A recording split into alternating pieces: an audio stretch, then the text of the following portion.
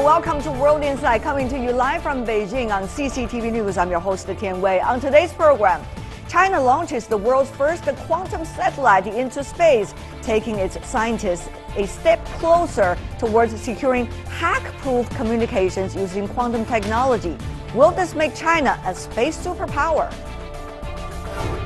And we sit down with Dirk Elfborn, CEO of Hyperloop Transportation Technologies, as he shares about the reality of the Hyperloop and supersonic travel, a sci-fi about to become reality. There we go. Spooky action at a distance. This is how Albert Einstein described quantum entanglement in the 1930s. With China's successful launch of the world's first quantum satellite, the answer to that question, which baffled Einstein nearly a century ago, might just be around the corner. The quantum experiments at space scale, or QUESS, was blasted into orbit from the Jiuquan Satellite Launch Center on Tuesday.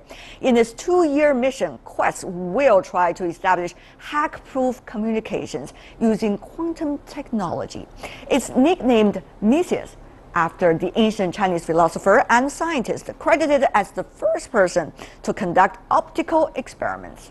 Before our discussion about this fascinating development, let's take a look at this. 3、2、1， 点火！ The first of its kind. It's the world's first quantum satellite and a quantum leap in the history of science. The project, QUESS, includes building 4 stations on the ground and 1 quantum teleportation experiment station up in space. Once completed, the satellite will be able to establish quantum optical links with 2 of the ground bases, thousands of kilometers apart at the same time. And the outcome will depend on one peculiar property: quantum entanglement. When 2 photons are entangled, they mirror each other's behavior, no matter how far apart they are, like telepathy between twins. The project's chief scientist is confident it will work. The source of entangled photon pairs have never been sent into space. The brightness of our source is the best in the world, which can ensure that the 2 ground stations can receive a sufficient number of signals. This technology holds great promise for global communications by improving the cryptography used to secure messages from prying eyes. Quantum communication is known for its ultra-high security, as a quantum photon can neither be separated nor duplicated. The quantum satellite has the ability to inform communicating users if any third party is present and trying to eavesdrop. At the same time, the information being intercepted would collapse or self-destruct. China will put into operation the world's first secure quantum communications backbone network between Beijing and Shanghai later this year. It will be used in the fields of finance, electronics, and government affairs. A global quantum satellite network is aimed to be up and running by 2030. A new era of communications is no doubt in sight.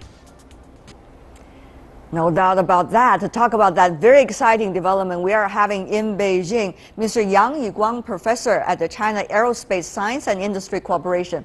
Meanwhile, joining us from Lancaster, UK, we are having Mr. Robert Young, who is the reader of quantum information at University of Lancaster. Joining us from Washington, D.C., we have Amitabh Ghosh, who is the chair of Science Operations Group with NASA's Mars rover mission, and he also in the U.S., joining us from Columbus, Ohio, Mr. John Horak, professor from Ohio State University. Gentlemen, welcome to the 4 of you. A very strong panel today to talk about very exciting development. Let me begin with you, Mr. Yang. How come it has been quite a secret, it seems, about China's development of the quantum technology? Only recently, suddenly, a quantum satellite being launched. What a surprise. Yes, we play the leading role in this field, but the best scientific result comes from the best crew. We have this leading role just because we have the team led by Professor Pan Jianwei, who is the chief scientist of this mission's satellite project, and he also plays a leading role in this field in building the ground networks. So this is the main reason, I think, for the reason that we have launched the first quantum experiment satellite. Okay, Professor Young from the UK, are you surprised being a reader of quantum development from afar in Lancaster? I'm not surprised at all, no. I think China have invested quite correctly a large amount of money into this field, and it's extremely important. We communicate every day over media like the internet, and we believe that our communications are secure, and that's really not the truth at all. The internet is really a very insecure place, and technologies such as this satellite, which have been launched by China, are really, really important in redefining what we think of as being secure communications. We need to probably explain to our viewer a little bit as to why, with quantum, it is supposed to be secured communication.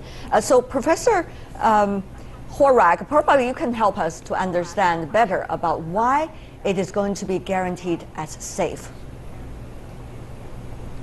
Well, the details may be beyond the scope of our show, but you can think of it this way.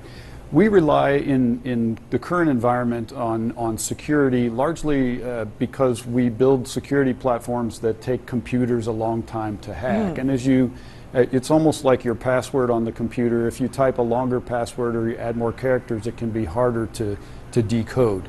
This takes the security out of the realm of numbers and puts it into the physics of how the universe operates. And we have a saying, you can't fool Mother Nature. And so by using the quantum properties of nature, you have the ability to put the security in a totally different domain that is just much, much harder to exploit.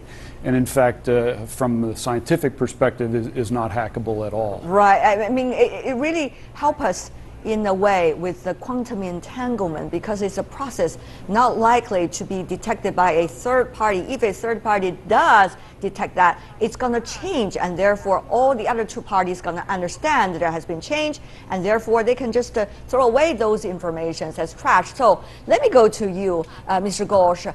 How much is China in advance, given the knowledge that you have over the other places? I understand there's Canada, Japan, and UK, some of the other countries, also trying to develop this communication method. So let me just talk a little bit about the previous question. Sure. Because briefly. I think there's a very interesting point here. A lot of the hacking, the cybersecurity issues, happen during transmission and during access.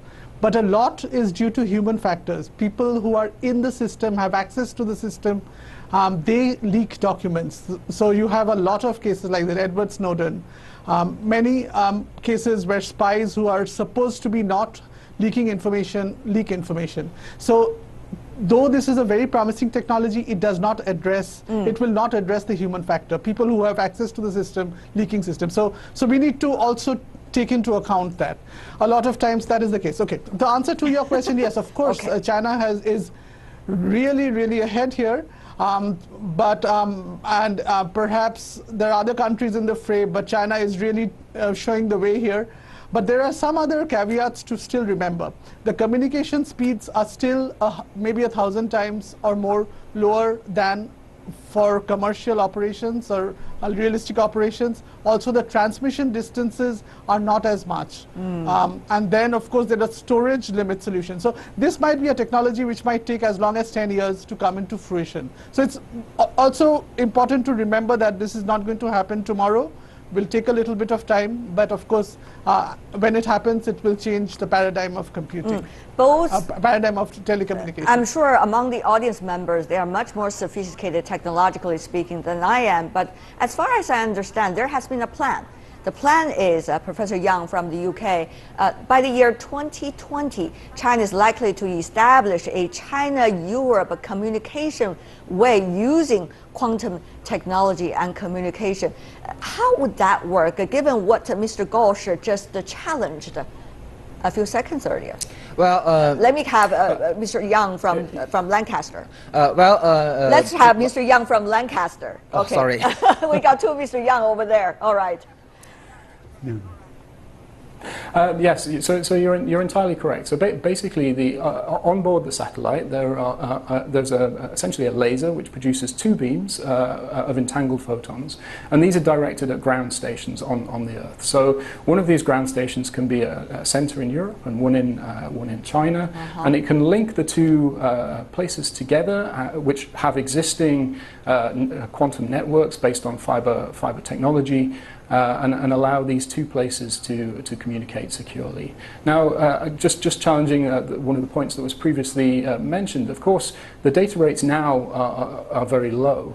But actually, for the most secure information, you don't actually need to send very much data at all. So it is a useful technology for specific applications. Mr. Yang here in Beijing, what do you make of it? Mr. Yang in UK is right that we do not need to transfer all the data from the quantum technology. We just need to transmit the key. If we have an absolutely safe key, we can have traditional communication measures to transmit the data very safely.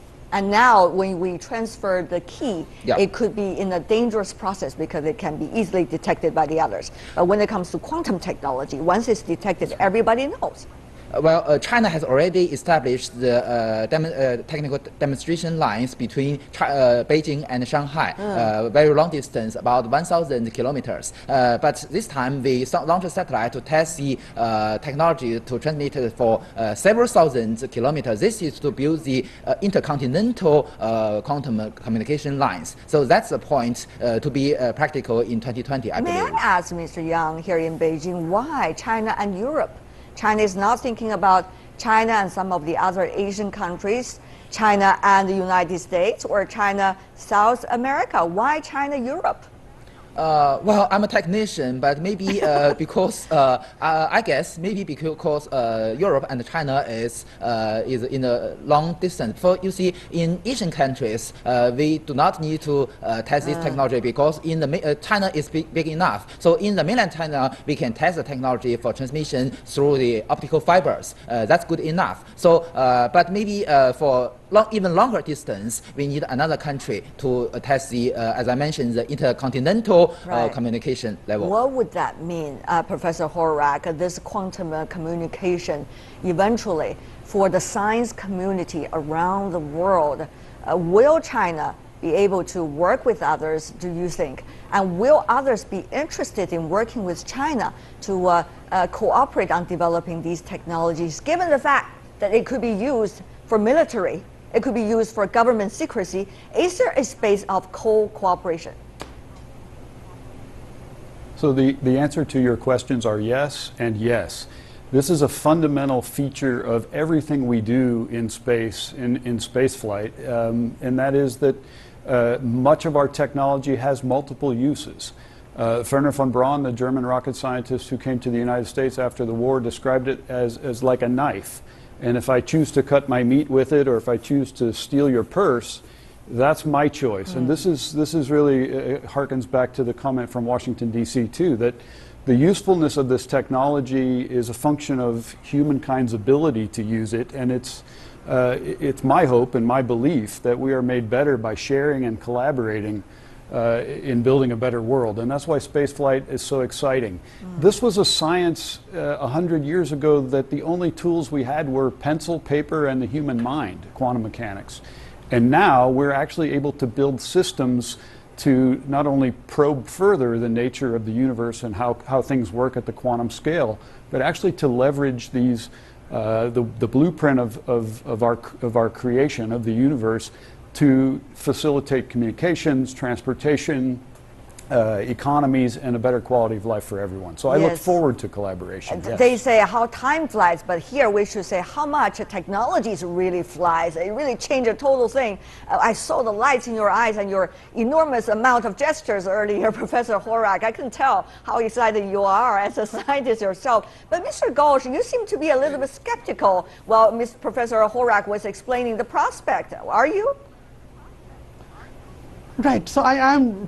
Yeah, so when he's explaining, he's right. I mean, as a scientist, I feel we should be sharing information and going together in the voyage of discovery. But this is a dual-use technology, what we call. So it can be used in war and it can be used in peace. But Mr. Ghosh, let me just ask you. Aren't technologies, almost everything can be dual used? Right, that is right. But, Okay. But you know, the bottom line is the political leaders and the government sets what we share or what we don't, right? So it's not up to engineers, it's perhaps up to the political leaders as to which of the technologies they deem they would share and some they won't. So sometimes it defies reason, sometimes it is very common sense, but the decision belongs to perhaps the government here. I can tell, particularly coming from your personal experiences, I'm sure. Having said that, though, what would that mean eventually? Professor Young from the UK, when we talk about the quantum entanglement and the development of it, and now more experiments, about 600 kilometers long kinds of experiments, what would that bring to us in the near term? Can you paint us a picture? Well, yes, and I'm really passionate about the future of, I guess, quantum technologies in general. This is a key milestone for the development of quantum technologies. And I think, you know, if you look back 100 years, we had the Industrial Revolution, we've had the computer revolution. I think there's a quantum information revolution coming. So the first application of this is in secure communications. We have this first satellite. We're going to have a network of satellites and have embedded electronics in our mobile phones, in our laptops, which handle quantum information and enable secure communications between all the devices in our lives. But in the future, this field of quantum information is going to go much, much further than this. We have secure communications, but we also have the prospect of quantum computers based on the same technology. And these will be computers which are vastly more powerful than the systems that we're using at the moment. They'll be able to solve problems that we can't even dream to solve with current computers.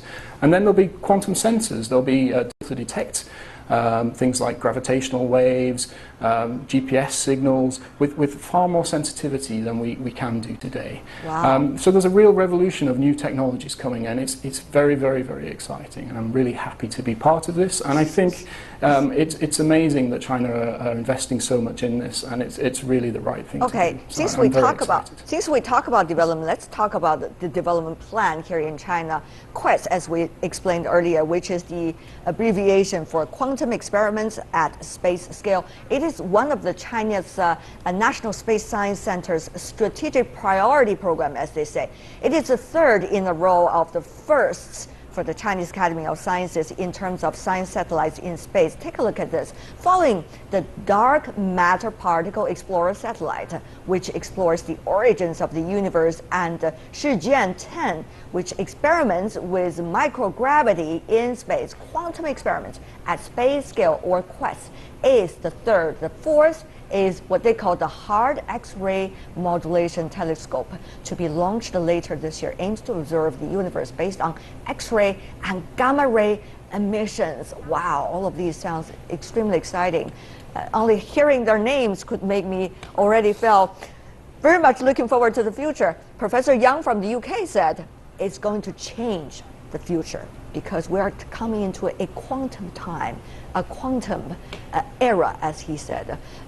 Professor Yang, here in China, what do you make of the enormous amount of investment China has put into the research? I do not know at this moment how much specifically for the quantum research alone, but I do have a number as being reported by the press, $101 billion US for the year 2015. That is for the overall basic research. But 10 years ago, it was only $1.9 billion US. So there's a huge difference there. But will money really bring the difference? How should we understand the breakthrough China managed to make this time with the quantum experiments? Well, for any will that be duplicated, by the way, for the other areas? For any nations, if they do not have much money, they will have applications first, then the basic science. This time, the quantum technology can be developed in China just because we have come into the stage that we can invest some money on the basic science, because in application field we have already been practiced, such as navigation, satellite, and remote sensing.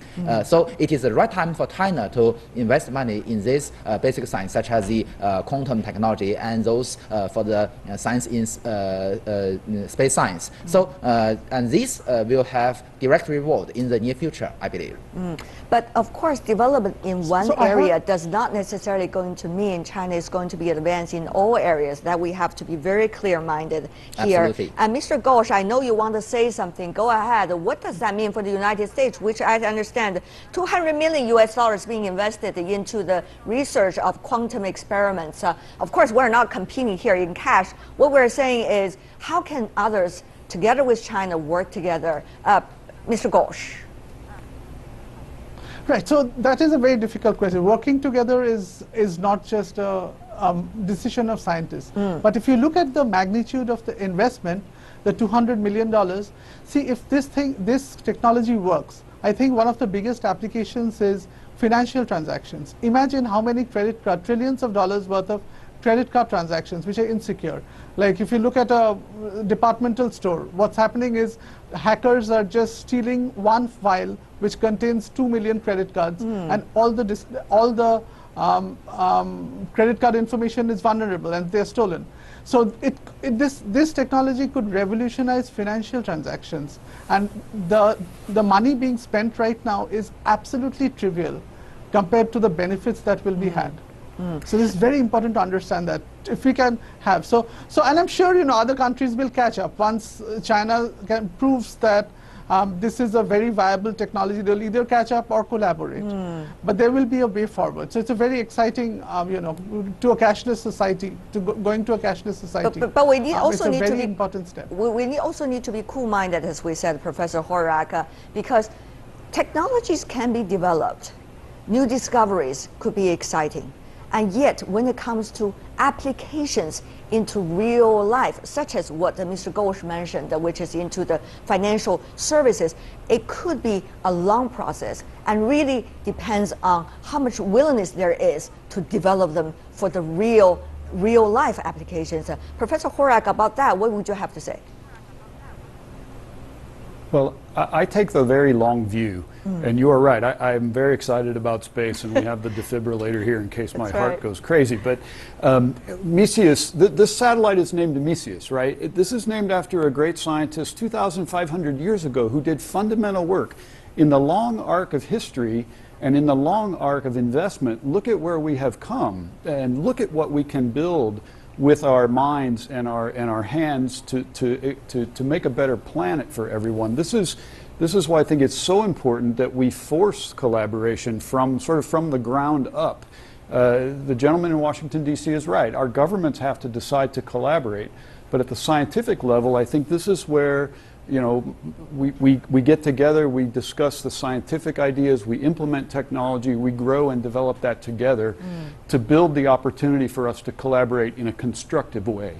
So I'm very optimistic, and I think we need to look at the long term, the return on investment, the word trivial in terms of how much money is being put in. That's exactly right, because the long-term investment, not just over 5 years or 10 years, but literally over centuries to improve the quality of life here on Earth for everyone. If it is a quantum era, as Mr. Yang from the UK just said, that is going to be extremely exciting. And therefore, how is China going to stick to its plan?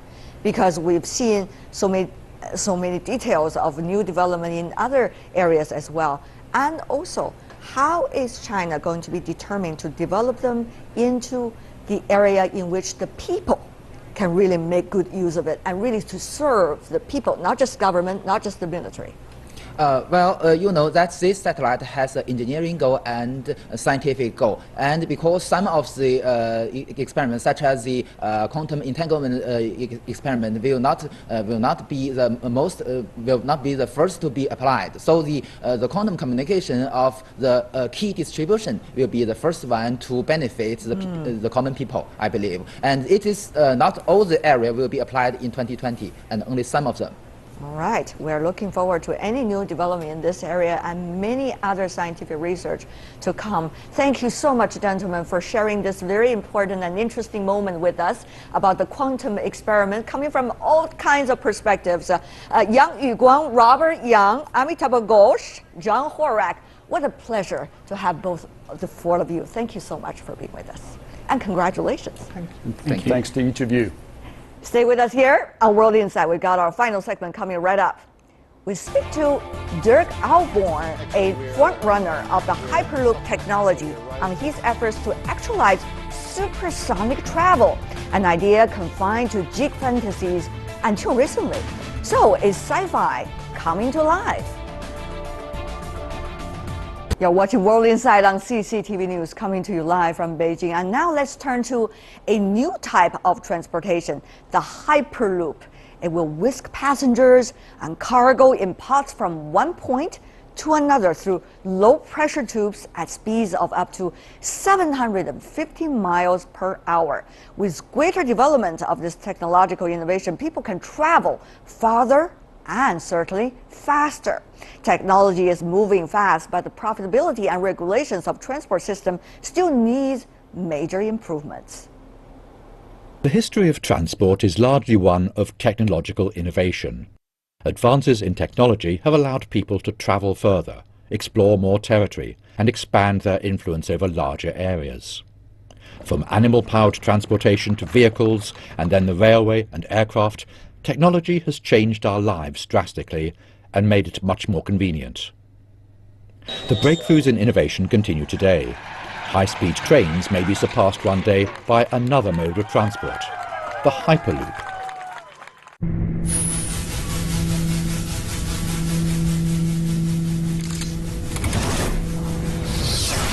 It's a conceptual high-speed transportation system put forward by Elon Musk, made up of reduced pressure tubes in which pressurized capsules ride on an air cushion.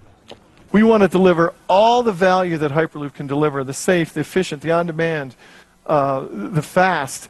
The Hyperloop is a project that will revolutionize how transportation is used for future travel to and from major cities, similar to the way the Concorde intended to change air travel. But the supersonic passenger jet airliner Concorde was retired in 2003 after its only crash in 2000, and a general downturn in the commercial aviation industry. As mankind applied new inventions and discoveries to transport problems, travel times have decreased while the flexibility and capacity of travel have increased. Hyperloop, a very interesting development. Now you need to understand there are several companies around the world that are doing experiments in this regard, and I run into one of them, Dirk Alborn, who is the CEO of Hyperloop Transportation Technologies at St. Petersburg Economic Forum most recently. Originally initiated by Elon Musk, the Hyperloop project has drawn global attention. So would this concept, which seems to belong on pages of science fiction books, become reality, and when? What about it? Some were suggesting Hyperloop is a new version of Concorde. Do you agree? Well, I mean, no. Because why not?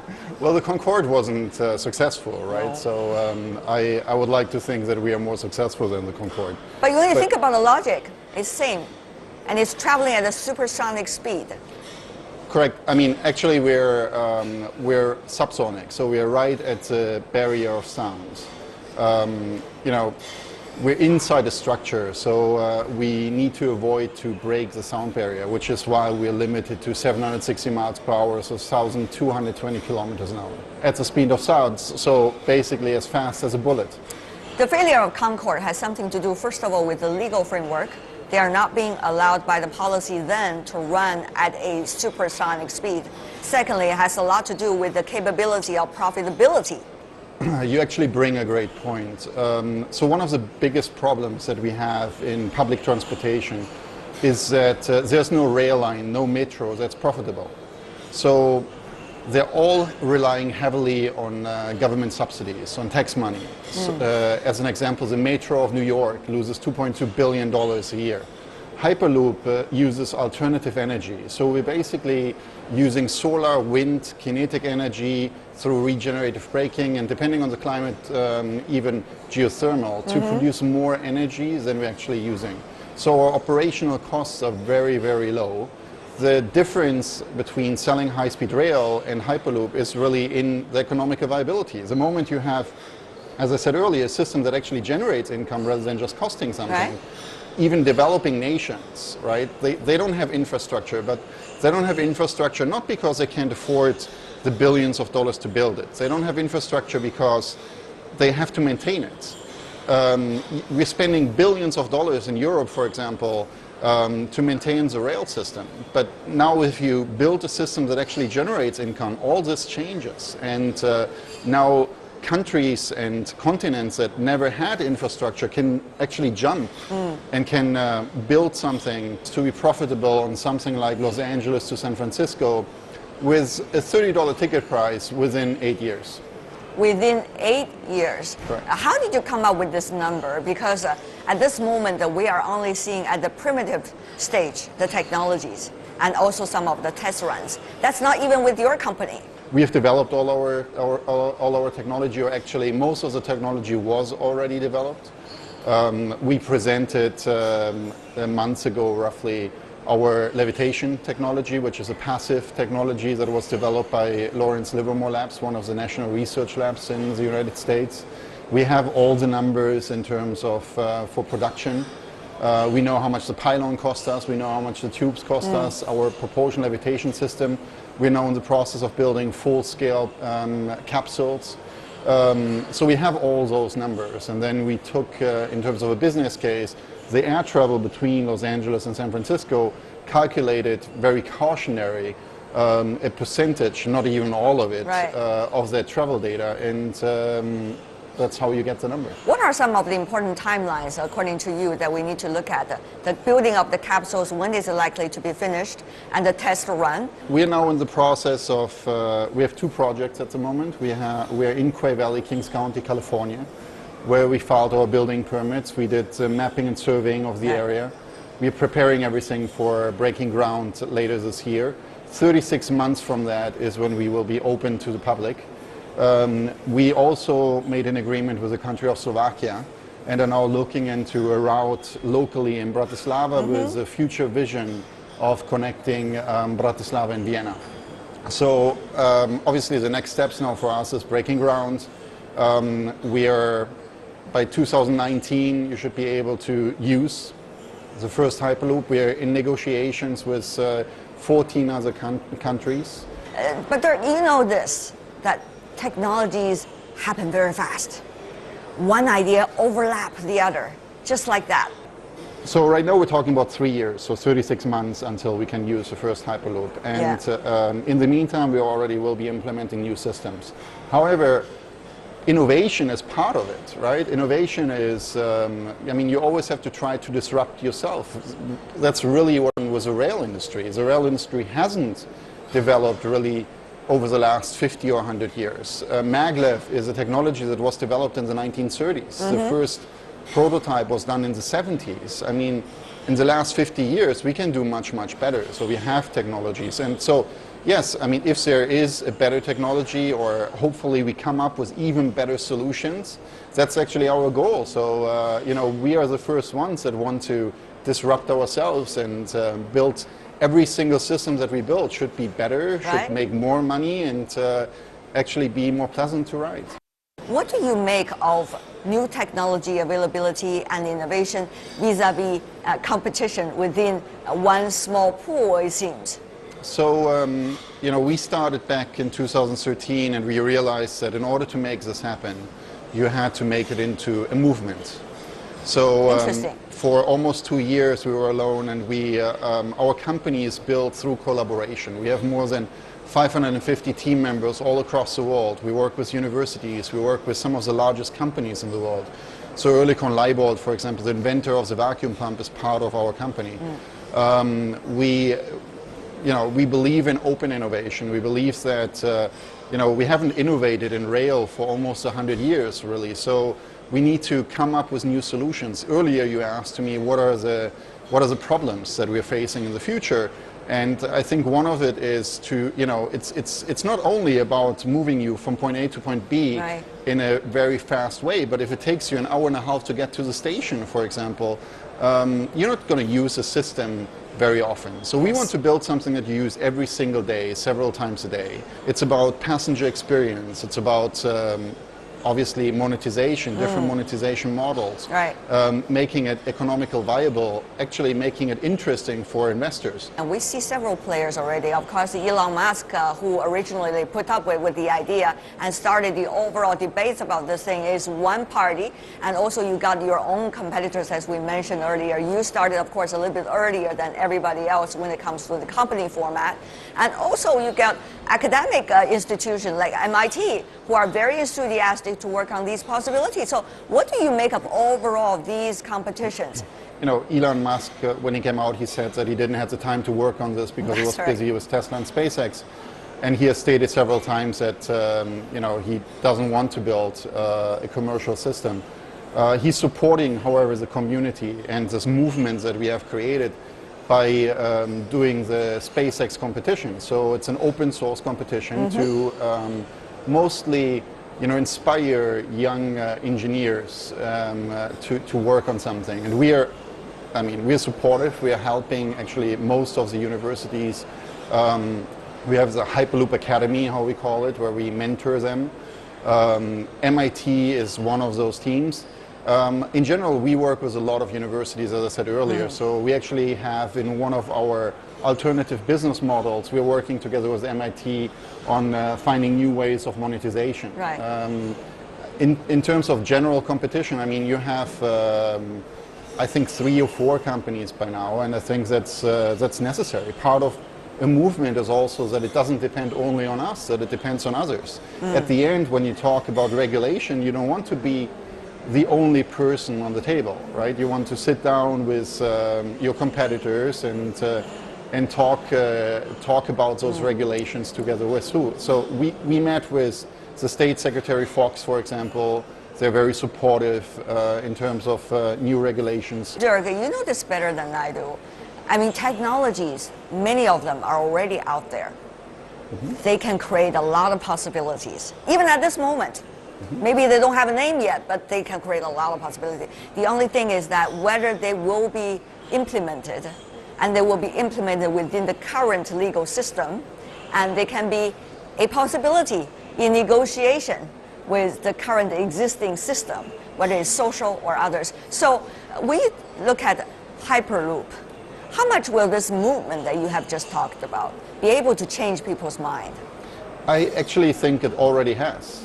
As I said, we have at the moment 2 definite projects where we will be moving people. Yes, but remember Concord, they were also making a big splash internationally. People were looking forward to it, but still it failed. So is movement the way out?